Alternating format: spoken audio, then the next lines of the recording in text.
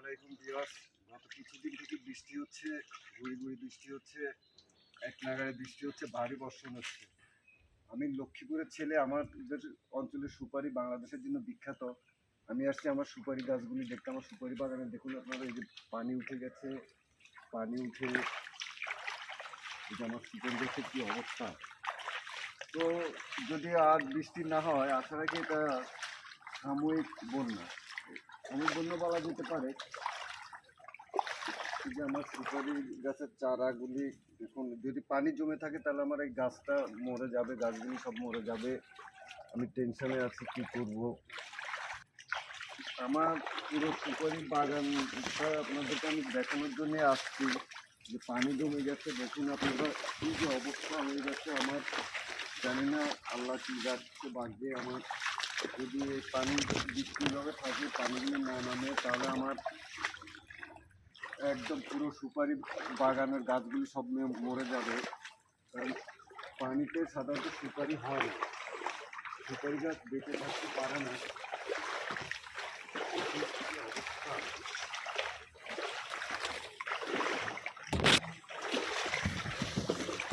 এই যে এক হাঁটুর মতো পানি হয়ে গেছে আমার বাগানের ভিতরে।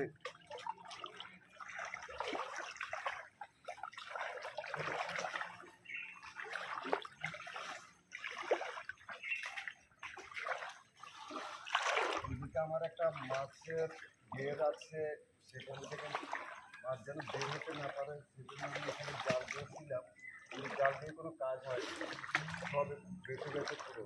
আমার মাছগুলো একদম শেষ হয়ে গেছে। সামনে আমার বাঁশের জার আছে, বাঁশের জারটা কি অবস্থা দেখে।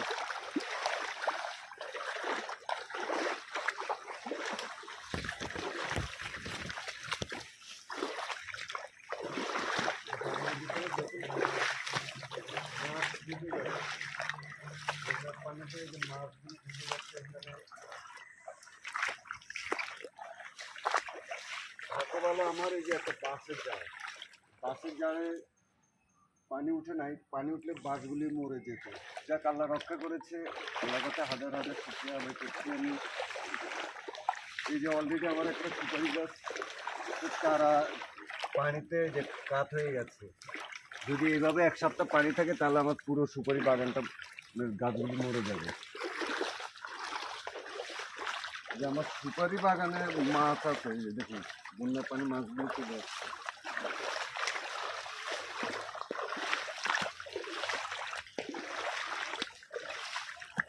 আমরা হয়তো মটর চাষ করেছিলাম,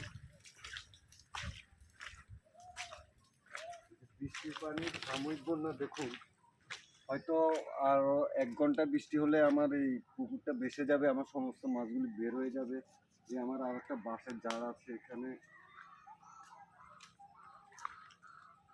বাঁশের জারের ভিতরে আমি এখন যাব না, কারণ বর্ষাকালে সাধারণত বাঁশের জারের ভিতরে সাপ থাকে। তো আমি আবার সাপকে একটু ভয় পাই, সেই জন্য আমি যাব না। দেখি আমার এদিকে কী অবস্থা।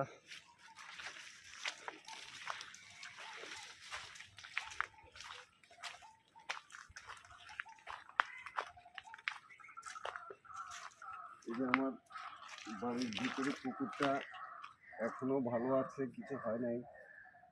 দেখুন আমার গাটলা পর্যন্ত পানি চলে আসছে। তো ভিউয়ার্স, আজ এ পর্যন্তই। মনটা খুব খারাপ আমার, আমার এতগুলি সুপারি গাছ, জানি না আমার ভাগ্যে কি আছে। পানিগুলি নেমে না গেলে তো আমার পুরোটা বাগানে গাছগুলি মরে যাবে। তো আজ এ পর্যন্তই। আমার আইডি রাজু চৌধুরী, আমার একটা পেজ আছে চৌধুরী রাজু। আমার 2টা আইডিতে আপনারা লাইক কমেন্ট দিয়ে পাশে থাকতে পারেন। আমরা একে অপরকে সহযোগিতা করে পাশে থাকতে পারি, একসঙ্গে কাজ করতে পারি। তো দেখা হচ্ছে পরবর্তী কোনো ভিডিওতে। আজ এ পর্যন্তই, খোদা হাফেজ।